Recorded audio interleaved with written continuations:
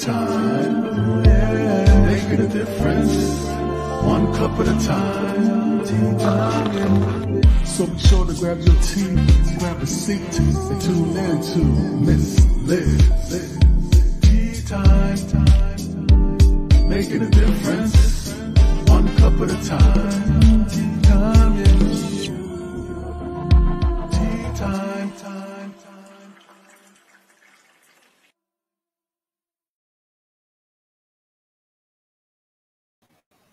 Welcome, welcome, welcome. Tea time again with Miss Liz. That's right. It is evening tea, and we are going to spill the TEA tonight on self-publishing. That's right. I am joined with Mark Leslie in the studio tonight, and we are going to spill some really good, strong, educational tea tonight. So before we get started, we're going to do the disclaimer and then a little intro of Mark, and then Mark's going to jump in, and we're going to share some TEA with you and some self-publishing. So the disclaimer for Miss Liz's live tea time live shows. Miss Liz myself is going live using StreamYard. Before leaving a comment, please grant StreamYard permission to see your name at StreamYard.com. Please be advised that the content brought forward for any tea time show hosted by myself, Miss Liz, is always brought forward in good faith, however, may bring forth dialogue and opinions that are not representative of my platform. The facts and information are perceived to be accurate at the given time of airing. All tea time guests and audience participants are responsible for using their good judgment in taking any action that may relate to the discussion. The content brought forward may include discussion for some where they may be emotionally at risk. And to know that this show is engaging in discussion forms only to offer and inspire awareness and connection and is not providing therapeutical advice.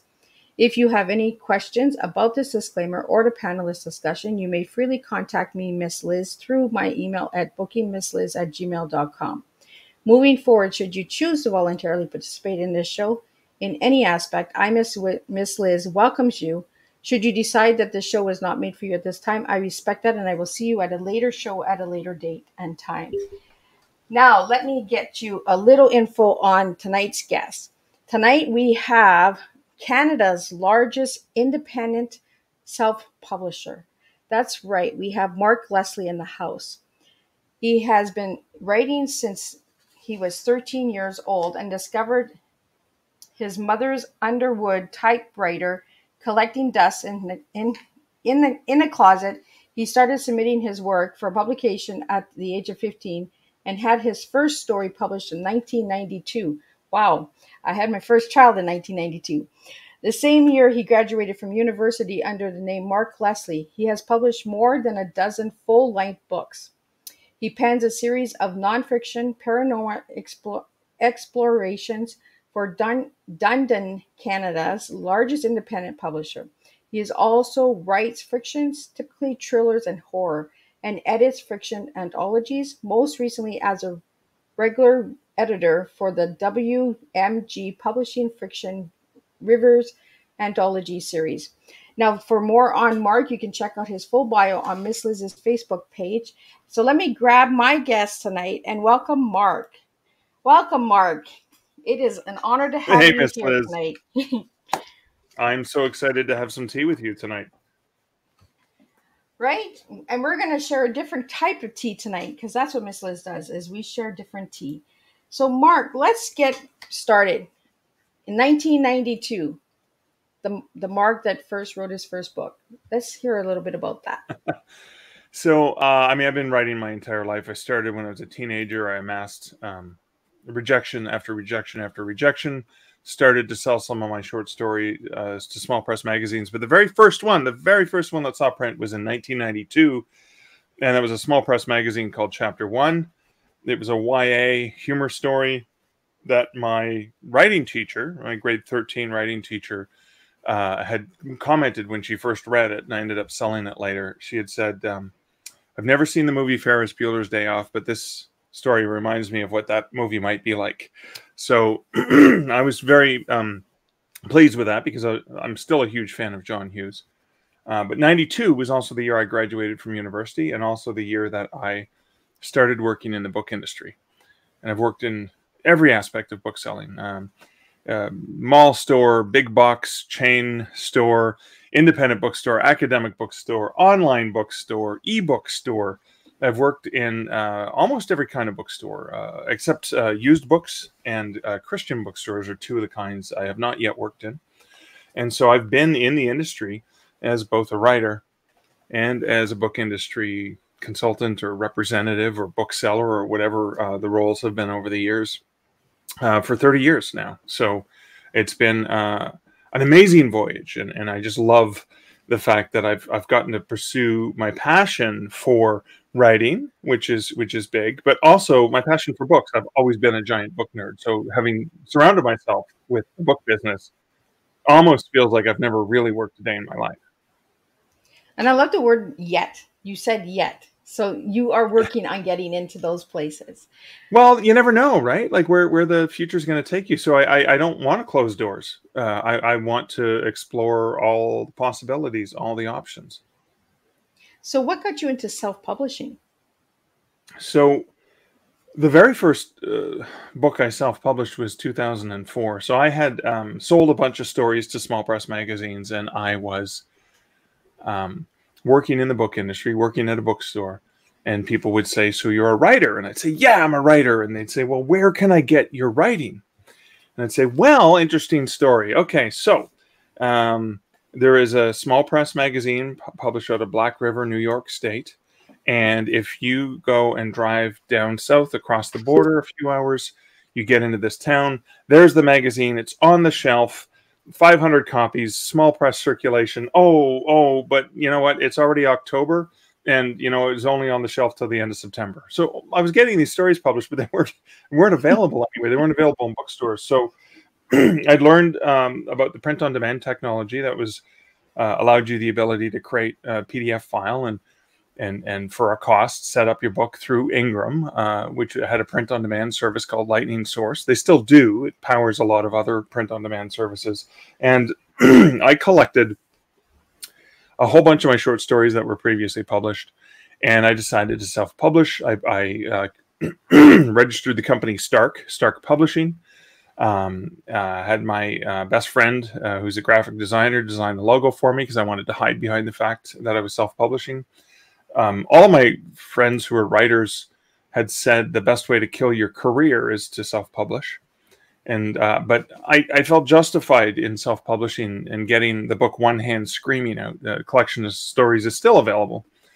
And the reason I felt justified was 90% of the stories, and there were a few previously unpublished stories that I put in there, but most of the stories had already been published in small press magazines. They'd already gone through the slush piles. They'd already been accepted.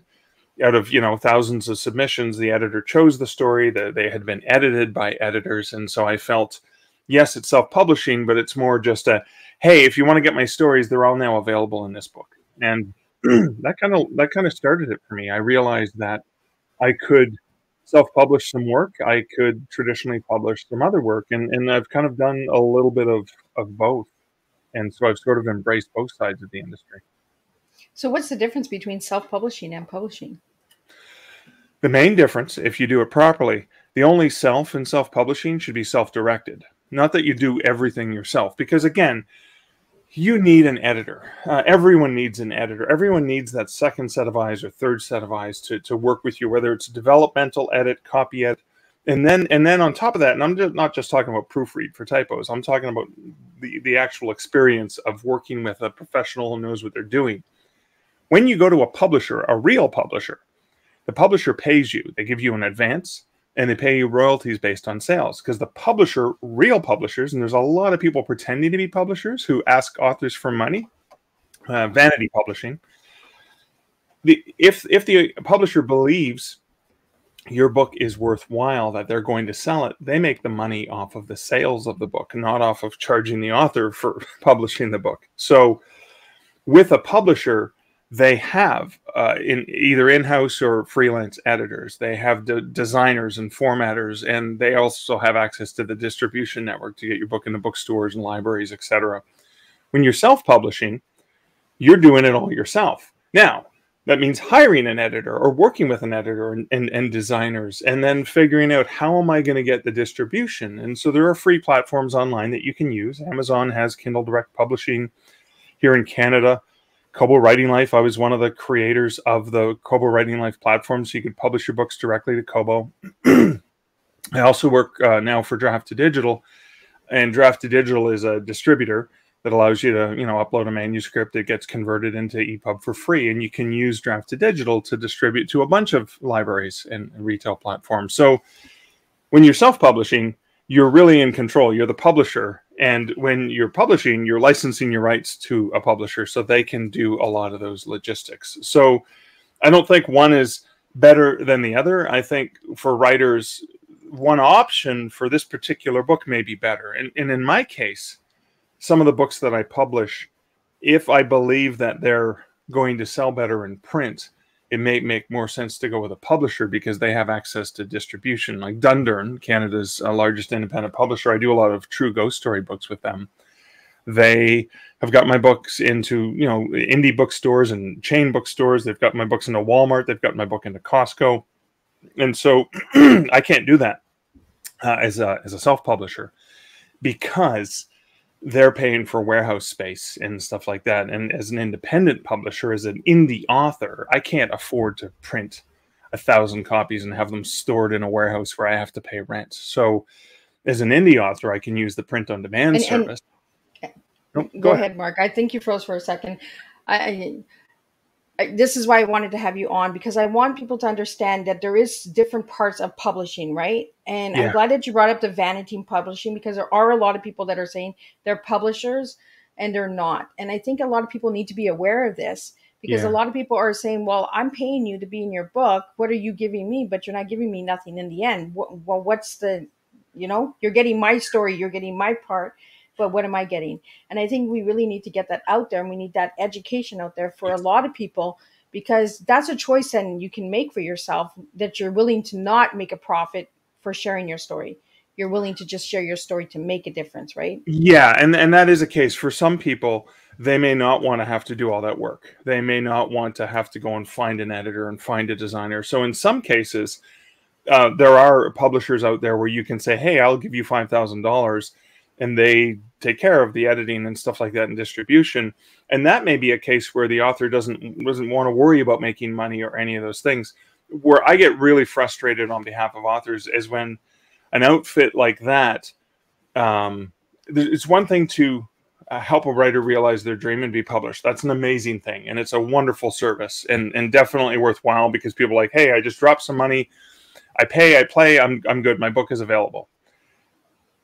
There are a number of them out there that are going to sell authors $10,000 marketing packages with the belief and the promise that they're going to be a #1 New York Times bestseller, and all of these outright lies, which really frustrate me, because it's one thing to help a writer realize their dream and publish a book. It's another thing to deceive a writer into thinking something that's not true and selling them something that is not actually useful to anyone but the person selling it.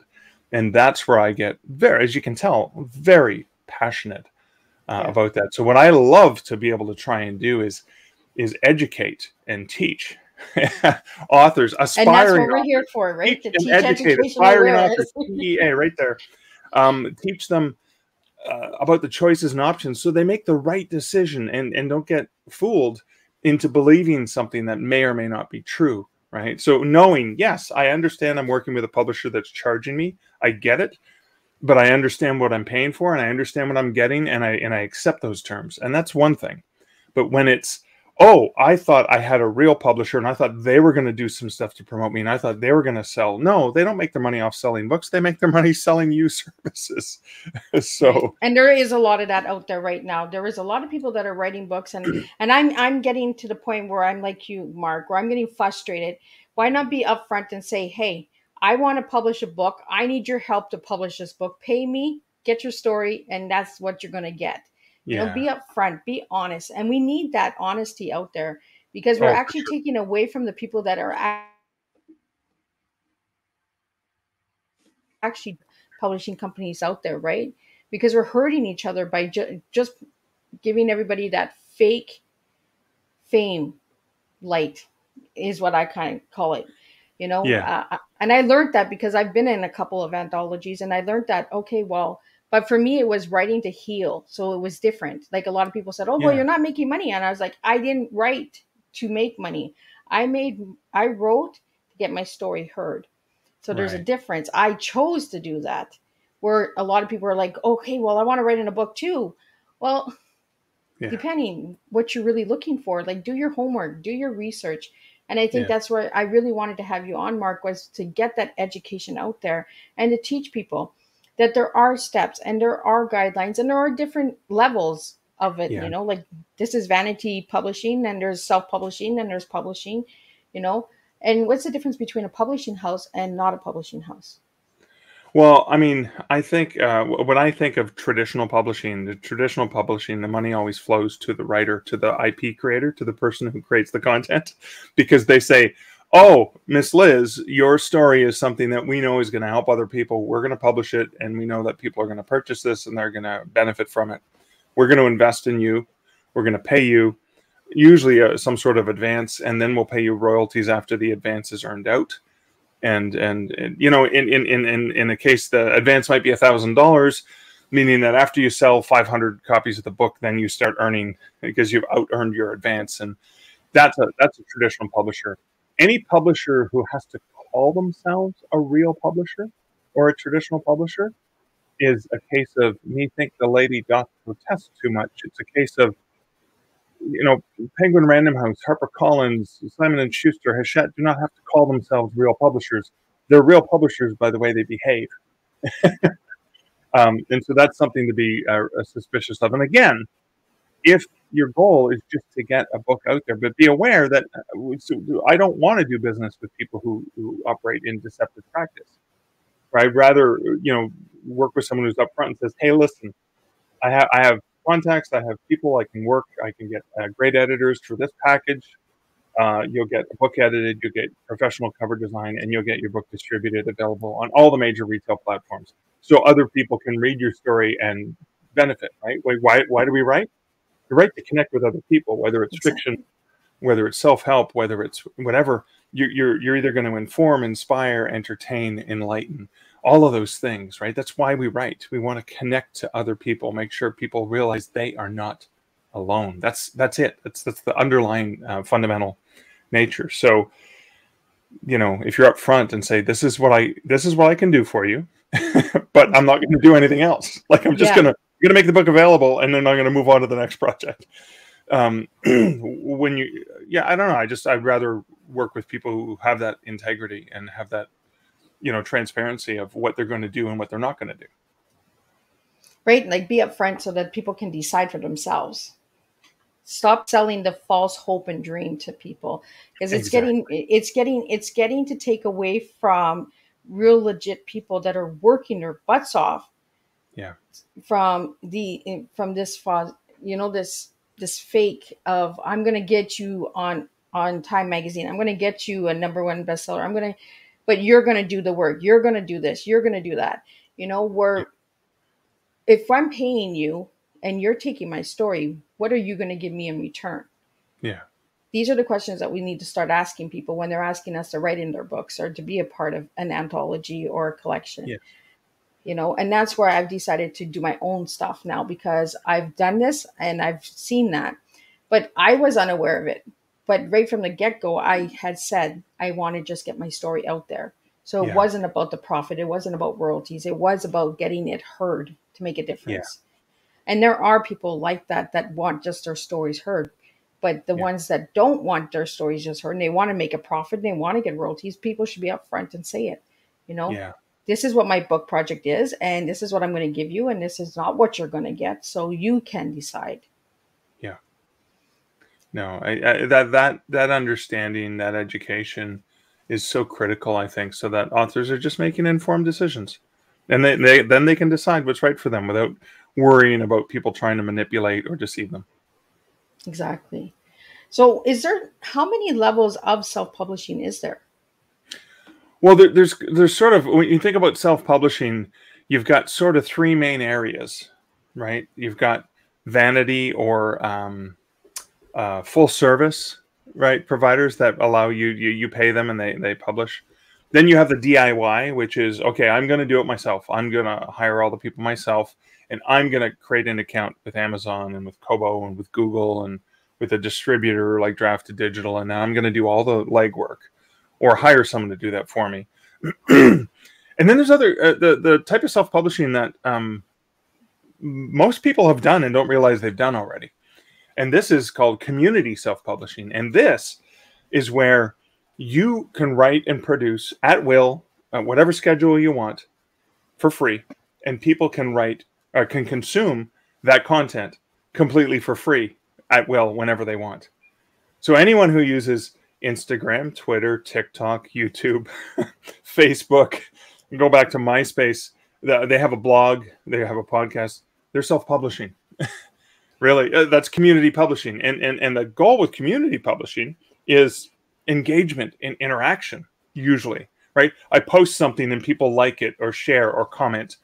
And it's the engagement that makes that community self-publishing.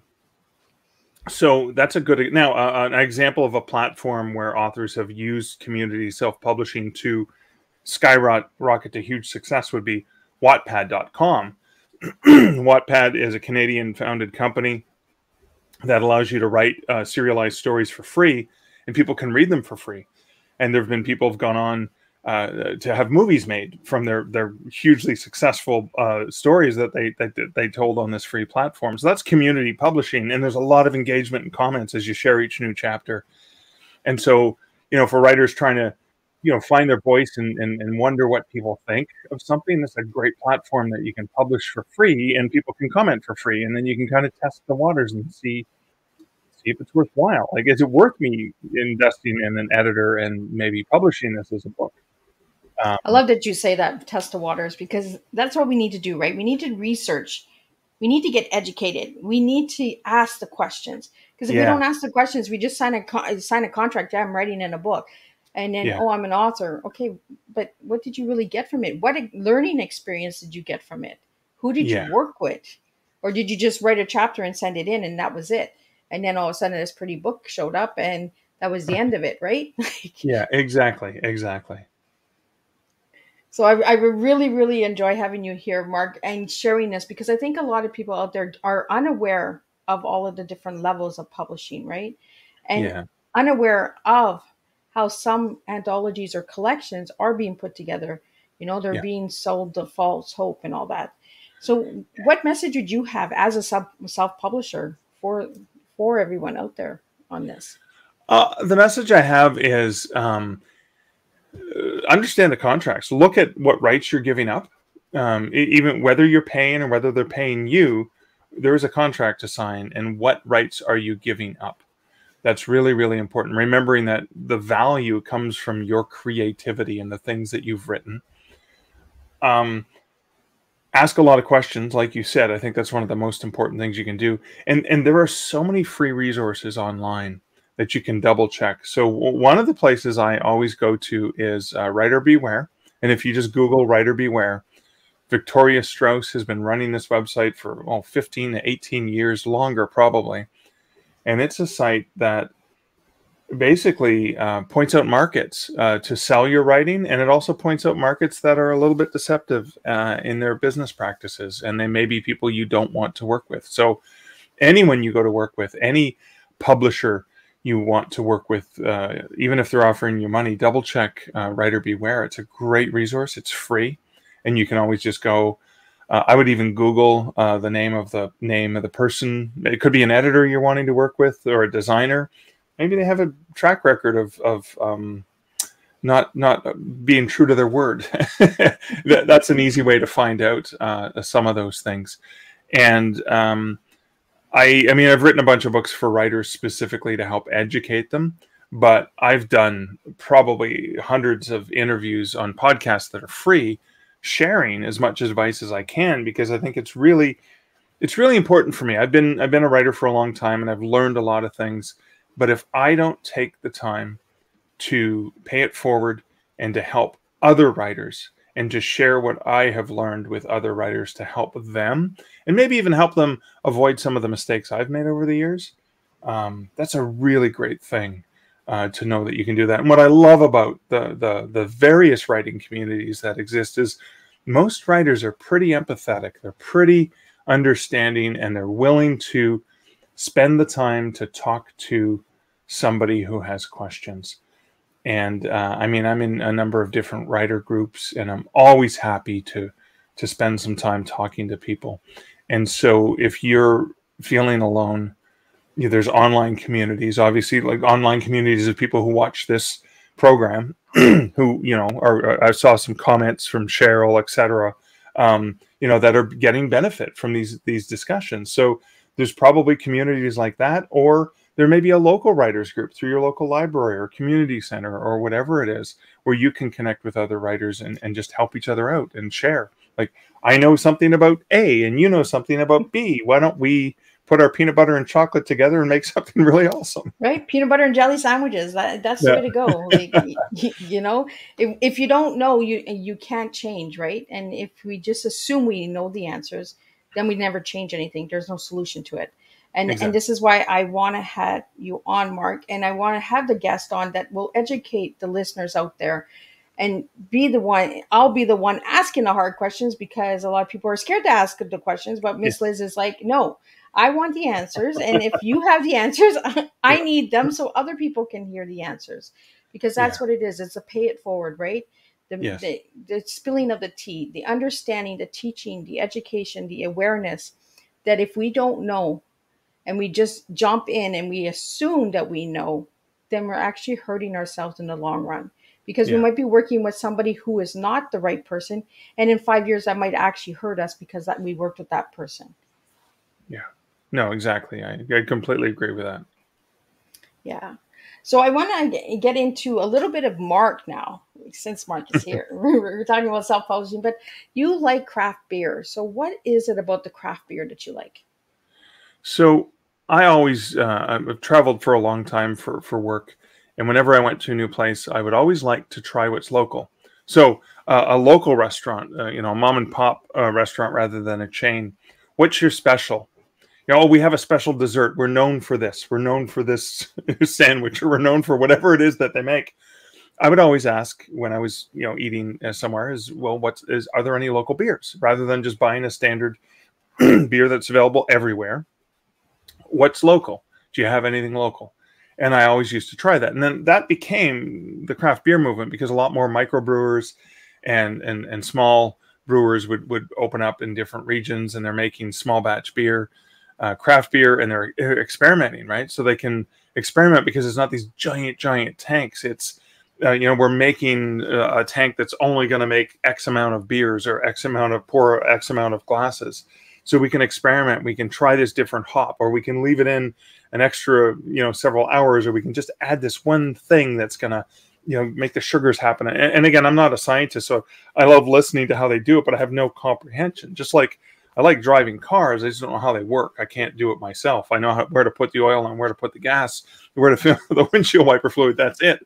I understand the high level process of beers, and as many beer tours as I've been on, I just think and I go, yeah, you do that really well, and I like drinking what you make.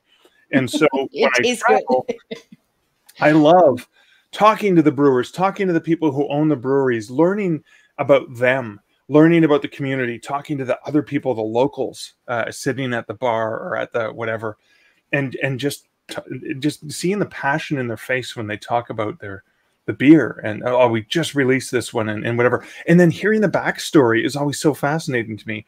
And so that makes the beer taste that much better. That unique experience that you can connect with other people. It's not all that different than writing and indie publishing, like, craft publishing. So that's something I really enjoy. And my partner and I, we met. We had our first date at a brewery, and we sort of bonded. And the two of us, I mean, she loves different styles of beer than I do. There's some beers that we like the same, and we have great discussions when we try different ones. And I was like, well, I know you don't like wheat-based beers, but this one you should try. And she said, well, I know you don't like sour beers, but this is one you should try. And so that's just, I mean, we love, we'll spend days, we'll travel to different parts of Ontario and say, okay, we're going to hit these 3 breweries. And again, just try the samplers because, you know, we're driving, but just try the little, the flights Just the appears. little guys. And then you taste them. You taste like 4 or 5 different, you know, and we split the tasters. And then we will buy stuff to take home. Like, oh, we like this one and this one. So we'll take a full, you know, like a 6-pack home or whatever of this one. And that is just so much fun. I just find it so creative and rewarding. And again, what a great way to get to meet people and listen to them talk about something they're passionate about. That really warms my heart. Well, I'm happy that you brought it up, that it's almost like writing, because as I take notes when you guys are all talking. So when the guests are talking, I take notes, and on the side here, I'm writing building, learning, passion, backstories, and it's all has to do with writing. It has to do with the story, the passion behind it. Why are you sharing this with the public? You know, it's just like writing a book. Why are you sharing that with the public? Because it's all of the little steps all put together, like the editor, the publisher, the, you know, the copyrights, all of that stuff. Like every little baby step works together. It's like the beer, right? You need all of those ingredients. So, and I think that's what intrigues you is in the beer, because it's almost like the self-publishing kind of aspect. It's all the little pinpoints that are all put together, right, to make this beer. Yeah, it's not that different. Someone can say, well, I write cozy mysteries. And I write cozy mysteries, and your cozy mysteries have a slightly different flavor than this person's cozy mysteries, just like your IPA has a different kind of flavor than someone else's IPA. And so you can enjoy the genre of beer or the genre and enjoy all the different voices that exist within that. And yeah, there's so many great parallels to that creativity. But often, yeah, the backstories are what really drive me. Just, you know, why it's a huge investment to create a brewery. Why did you take that risk? Like, what was it that drove you to want to leave your great corporate job and suddenly and be working like endless hours at the small business? Because it's not easy running a small business, but they're driven by those same passions. And I often find writers are often driven by, and even publishers can be driven by the passion of, like you said, let's get the right books into the right readers' hands, right? Yeah. Yeah, instead of just writing books. Because I find that many good books are being lost because we're just having people just write and write and write and write.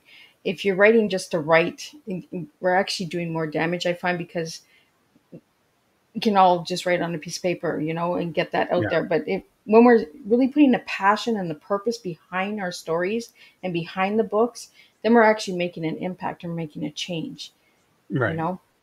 So I think it's deeply important for all the listeners out there to understand that I'm not stopping anybody from writing a book, but do your research, ask the questions, get involved, reach out to Mark, you know, because he has been in the business for a long time. Like in 92, I had my first child in 92. So like it just goes to show that there is a lot of work behind it. Right. Yeah, so I also noticed in your bio, Mark, that you have been a speaker in many different countries. Could you share a little bit about that? Yeah, so it probably started when I was working at bookstore at McMaster University in Hamilton. I bought an espresso book machine, which is a machine that'll print and bind a book right on the spot in about 15 minutes from a digital file. Looks no different than a trade paperback. And I had the second in Canada, the 9th in the world. There's probably about 175 of them in the world. Now, a lot of them are owned by either libraries or some bookstores, and you can go in and order. You know, actually, all of my self-published books are actually available. You can go to any shop that has an espresso book machine, and pretty much get almost every one of my books because they're digital files and they can push a button and print it right in the store. And because I was one of the pioneers of that, I was going to talk to other school groups. I was going to talk to other businesses about how we invested, and it was $175,000 back in 2009 when I bought this machine. Wow. And how I had a plan to use it to save students money because we wanted to be able to print custom editions of textbooks. So instead of 20 chapters, we could only print 6 chapters. And then the publisher, when we worked with publishers collaboratively, the publishers would then change the fee and say, we'll send you the files. So we took the cost of printing, and we were able to produce really inexpensive books that students actually bought and read the whole thing And so instead of a $200 textbook, it was maybe a $40 book that was only, and they were going to read the whole thing, not just 6 of 20 chapters. And we used that, and then we had local people who wanted to produce books. I had one jazz musician who was also a cartoonist, so we had this book of cartoons about jazz, and he would go and play gigs, and he would, you know, manufacture CDs and sell the CDs at his gigs, but he would come back and every couple of weeks to go, can I have another 20 books? And I'd print 20 books off for him and sell them to him, and then he would, obviously, I'd sell them to him a little bit above the print cost. He would have a retail price, so he would make some money. And I started going around and I started talking to different businesses about how we were using the machine, how we were saving students money, how we were enabling local people who always wanted to publish a book. But, you know, like, you know, if you don't want one copy, the machine will make you one copy. Like, you don't have to print a minimum, whatever. And then I joined Kobo to create their self-publishing platform. And I started getting asked to talk on a bunch of different panels with keynotes. And so over the years, it was, you know, going to Frankfurt to the book fair, which is kind of taking place right now in Germany, the world's biggest book fair, going to New York, going to Chicago, going to London, going to Paris, going to Italy, Milan, and talking about what's possible with digital publishing. And I realized my passion for writing and storytelling was parallel to my passion for speaking, for public speaking, because when you're public speaking, you're storytelling, you're sharing. And the beautiful thing, unlike writing, which is very solitary, and hopefully somebody reads it and maybe they'll leave a review, or maybe you usually never hear from the writer or reader. But when I'm in front of a group of people, I can see the audience. I can see the looks on their faces. I can tell if I have them. I can tell if we're on this journey together, or if I'm putting them to sleep. And if they start to fall asleep, then you know they're sleeping, right? Well, no, but you can adjust. I can test some jokes early on, and if they're receptive to the jokes, I know I can do more. And if they're not receptive to the jokes, I can change my style. So it's like this dynamic oral storytelling tradition. I know when the pandemic happened, I spent a lot of time doing, you know, virtual videos. And I was in New Jersey to do a lunchtime keynote for a writers' conference. It was the very first in-person event I had done, you know, almost 2 years.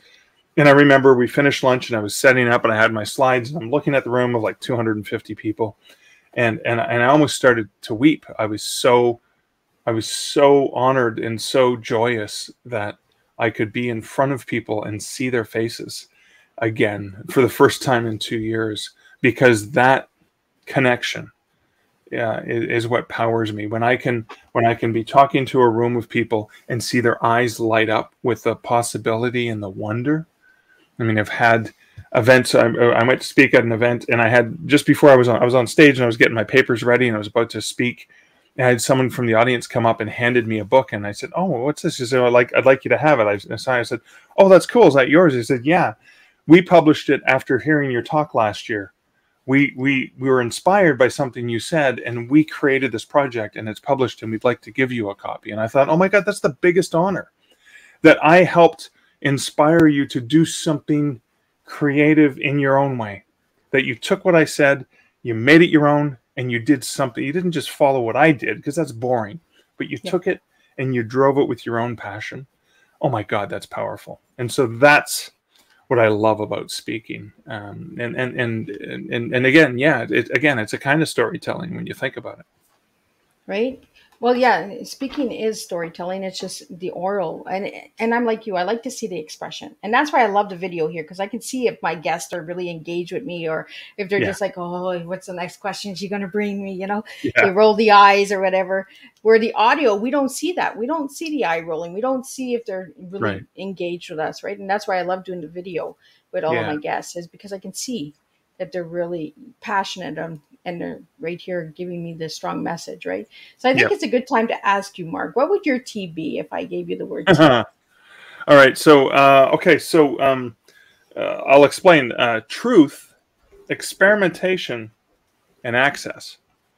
And the truth is that, like you said, authenticity, truth, just knowing what's legit.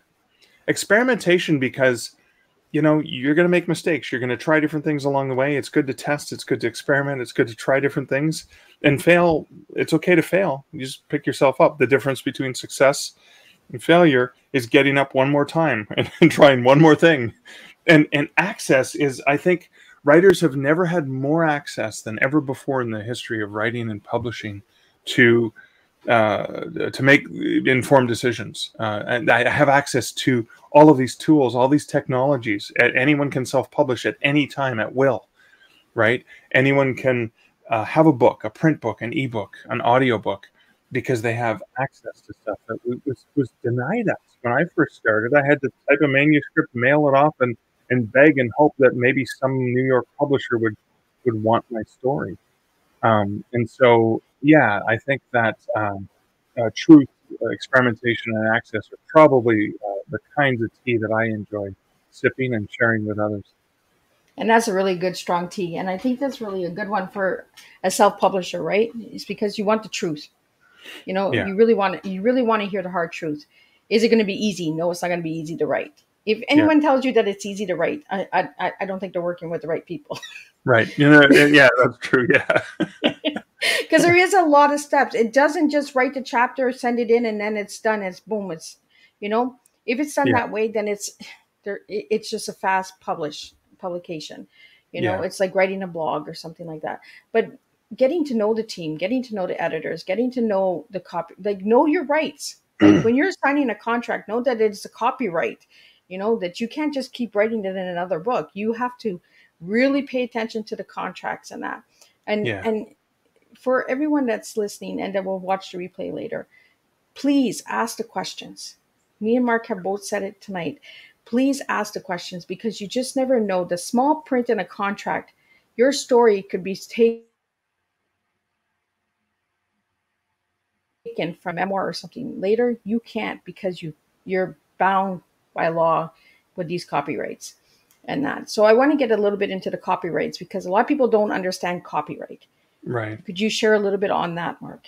Well, I should start by saying I am not a lawyer, nor does this constitute legal advice, but a couple things with copyright to know. But I have studied copyright a lot when I worked in academic bookselling and obviously in writing and publishing. But so in Canada and the US, when you write something down on paper, little note, chicken scratch that I just put down, it's actually protected by copyright.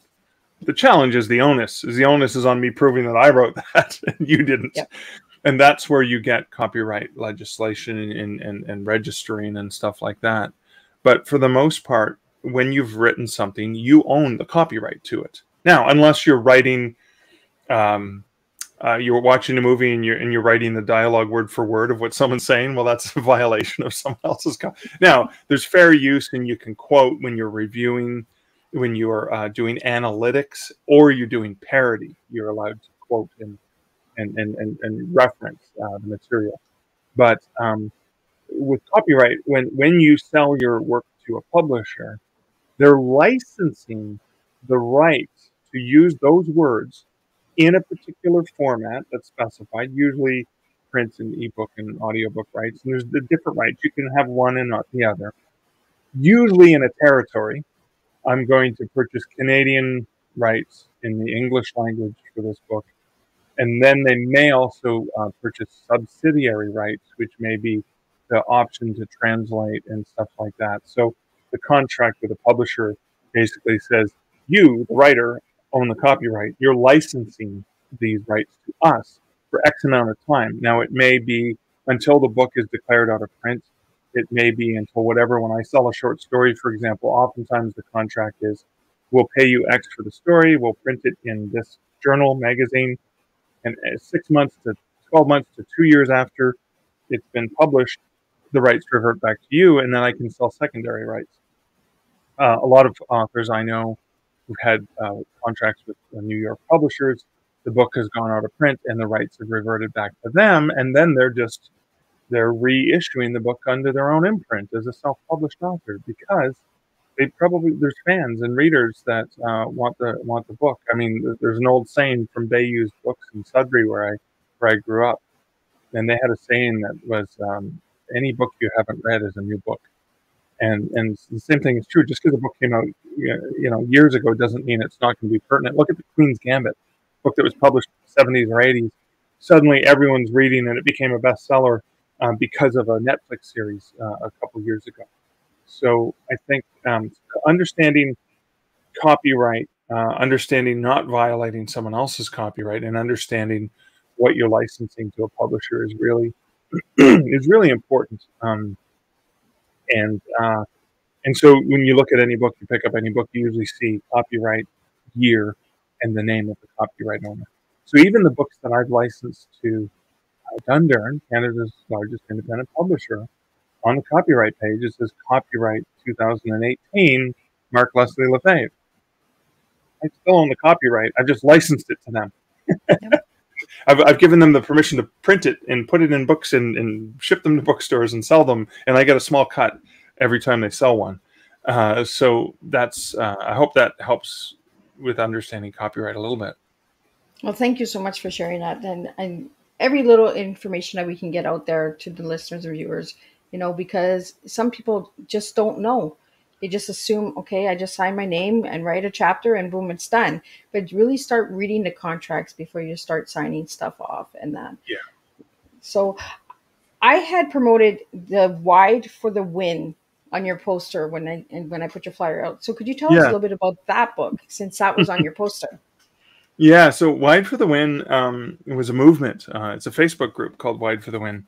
And it was created by a romance writer, Erin Wright, and a good friend of hers, Susie McConnell. Now, they're both romance writers, and they were frustrated with the fact that most of the writers groups on Facebook or anywhere else were all just giving advice about Amazon and Amazon only. And there was Amazon this and Amazon that and Amazon the other thing and Amazon that. And they wanted to know, well, how can I be successful on Apple? How can I be successful on Barnes & Noble Nook? How can I be successful on Kobo? How can I be successful on Google Play? How can I be successful on Smashwords or other platforms? Because there's the big five, but there's a lot more other platforms. And I had written a book after I left Kobo. I was there for 6 years, and my book was called Killing It on Kobo. And the whole idea, because I like alliteration, the whole idea was, how can I help educate writers to be able to sell more on Kobo and make more money?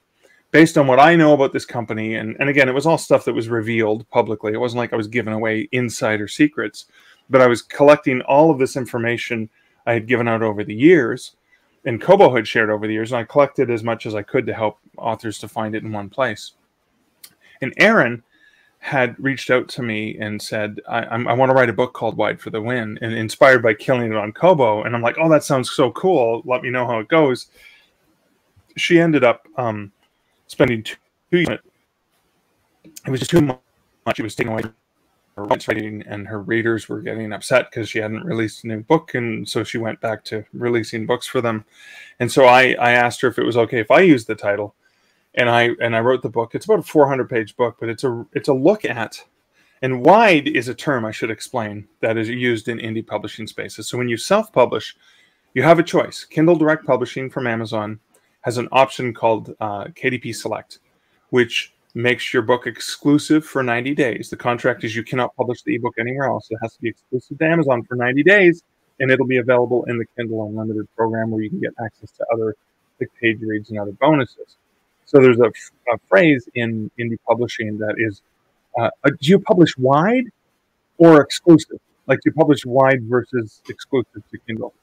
And so the term Wide for the Win was about being wide. Now, my wide is even bigger than the average indie author, because my wide isn't just, yes, I want it on Amazon, but I also want it on Kobo and Apple and Nook and Google.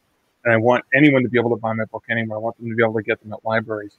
But I'm also wide in the fact that I'm also open to working with traditional publishers. So Wide for the Win is a look at the wide mindset. It's a look at a high-level look at a whole bunch of the platforms. And, why are Amazon and Google Play very similar? Why are Apple and Nook and Kobo different? The differentiating factor, one of them being that Kobo and Nook and Apple, all the people who work there are more like traditional booksellers. They're human curation, and they merchandise very much, whereas Amazon and Google are algorithmic based. And so just understanding that as an author can help you market properly, because in one case, you're marketing to the algorithm, and in other cases, you're marketing to humans. who actually read books and look at what is. It's just not just pieces of data.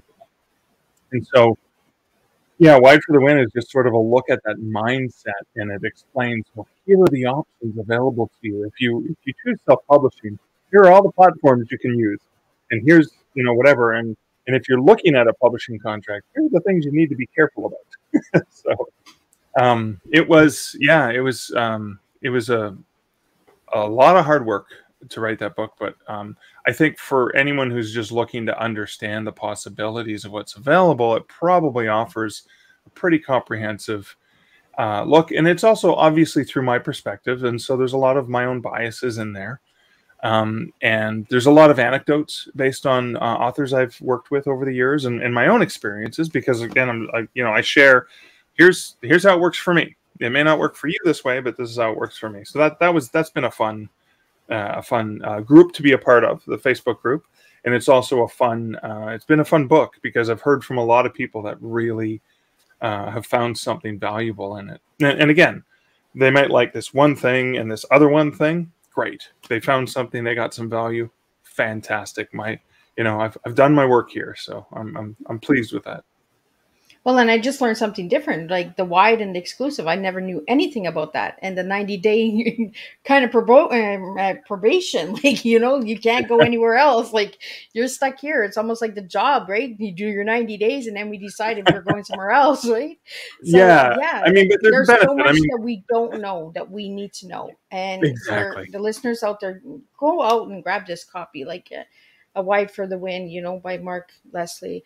And check out all of his other books, because, Mark, you have over 25 books, right? And I did see on your website that you have some werewolf books. Yeah. I A Canadian Werewolf in New York was a standalone novel, and the premise was, I was wondering, well, what would happen if I lived in Manhattan and I was cursed with a werewolf curse, and I turned into a wolf every full moon. Where would I go and run around? When I finished running around as a wolf, where would I find clothes to get back? So how would I logistically deal with it? So it was kind of like a humorous look at this writer living in Manhattan who's cursed with lycanthropy.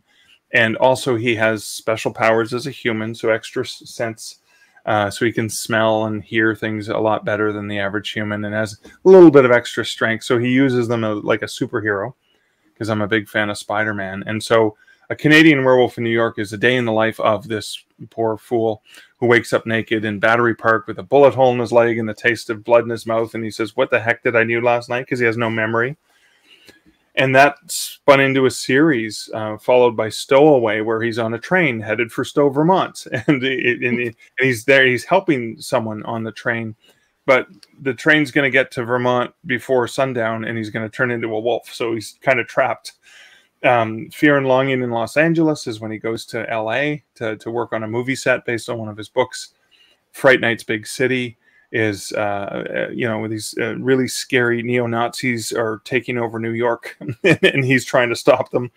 And then Lover's Moon, which is a complete departure, was a romance in this world between Michael and his best friend Gail. So they're really good friends, and this is the backstory of how they used to be a couple, and this is how they met and fell in love all those years ago. So it's that love story. And then Julie and I are currently in the process of writing Hex and the City, which will be book 6 in the series, and that's coming out in March. And it has been an absolute blast to write this humorous urban fantasy adventure of this apologetic, I call Michael Andrews my main character. He is an alpha wolf, but a beta human. And it's just sort of funny and cheeky. And it's just been a riot to write. And people seem to have enjoyed the fact that it's not the werewolf tale they expect.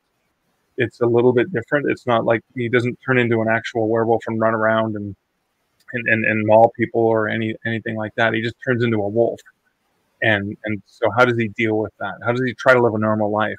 How can you have a relationship when you have to go sneak away for 10 days and turn into a wolf every night, full moon, right? That's why him and his girlfriend originally broke up, because she thought he was out he was off somewhere else. Yeah. She didn't know he was howling at the moon. She thought he was stepping out, right? Yeah. So, it's just been a fun series to write. But your life is almost like a craft beer.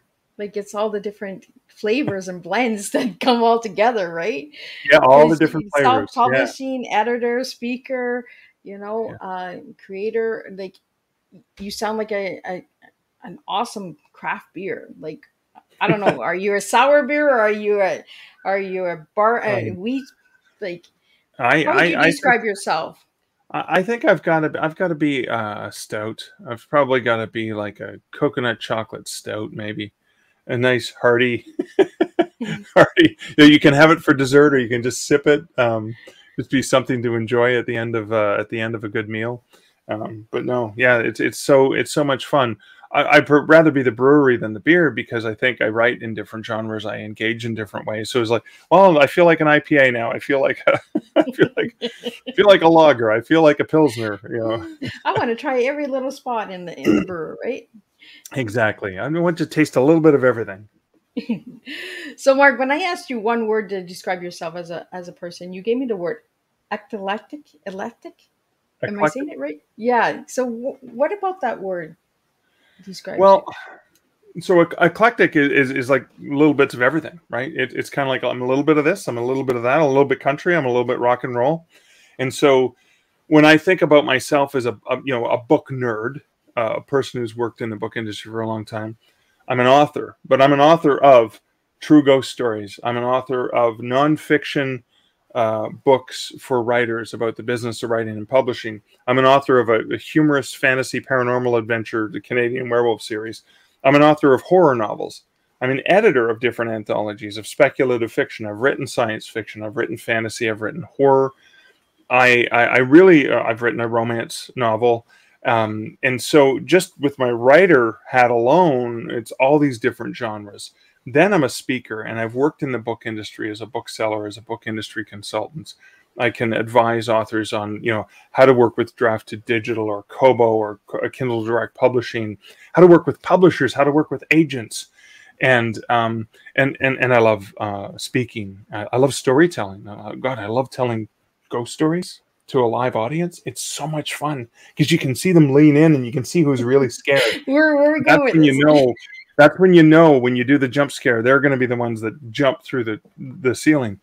And so eclectic is, and I love craft beer, and I love doing stuff with my partner. And Liz and I, for example, like we have these great Halloween decorations. We love doing creative stuff in the house. We love hanging out with friends. We love laughing. I've written parody songs we've performed together. So eclectic is kind of like I live and breathe in ideas and exchange of ideas and in embracing all these little nuances and different things that you can be. Don't have to just be one thing. So eclectic, I think, describes me quite well. So we have less than 2 minutes left, Mark. What final words would you have for all the listeners out there tonight? Well, if you want to write, just remember there's never been more opportunities and more options than ever before in the history of writing and publishing. If you have a story that you want to share there, understand your goal and your dream. Is the goal just to get it out there, to connect with someone else and help them? Is your goal to sell? Ask a lot of questions, and whatever you do, do not give up on yourself. Your story, the things you want to share, are worth sharing because the chances are, if you take the time to share them, it's going to help other people. It may inspire, entertain, inform, any of those things as someone else, and just let that other person know that you are not alone. And that's one of the most powerful things we can do. So never give up on yourself. Well, thank you so much, Mark. It was an honor to have you and to learn so much tonight. My paper is full of notes. I'm going to check this out. I'm going to check that out, because I myself did not know. So I want to thank you for educating me as well tonight. And I want to thank all the listeners and viewers out there who do tune in and who do watch the replay. Please let me know where you're tuning in. If you'd like to reach out to Mark, you can check him out on his website. He's also on all social media platforms. Check out his YouTube channel. You get to see a little bit about Spider-Man. I've been checking out your YouTube a little bit there, Mark. So I do see this Spider-Man. And I will see everybody back here for a new tea time on October 20th when I bring in Larry Joe Jensen from the United States. And he'll be talking about shipwrecks and rescues. So, and it is based on true stories of the Superior Lake. So that should be interesting. So we'll learn a little bit about that, some history and some journalism and all of that good stuff. So if you have any of those questions you would like to have answered, tune into that show. And again, thank you, Mark, for joining me tonight. And thank you to all the viewers and listeners out there who do make a difference. And we do make a difference by spilling our true, authentic selves when we spill our teas. So I'll see everyone October 20th at 3 p.m. in the afternoon with Larry George Jensen.